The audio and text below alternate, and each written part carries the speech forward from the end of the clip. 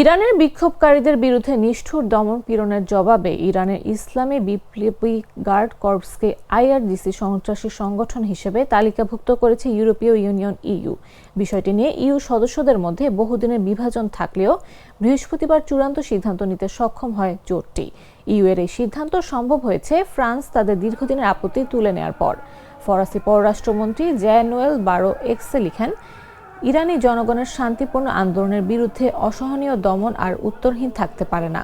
France সহ কয়েকটি দেশ আশঙ্কা করেছিল আইআরজিসিকে সন্ত্রাসী ঘোষণা করলে কূটনৈতিক সম্পর্ক ক্ষতিগ্রস্ত হতে পারে ও ইরানে থাকা তাদের নাগরিকদের স্বার্থ ঝুঁকিতে পড়তে পারে।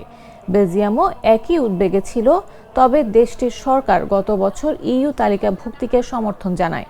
বৃহস্পতিবার বেলজিয়ামের পররাষ্ট্রমন্ত্রী ম্যাক্সিম প্রেভট বলেন, সাম্প্রতিক সপ্তাহগুলোর নৃশংসতা দেখে তাদের অবস্থান আরও দৃঢ় হয়েছে, তবে এই সিদ্ধান্তকে বড় কৌশলগত ভুল বলে আখ্যা দিয়েছে তেহরান।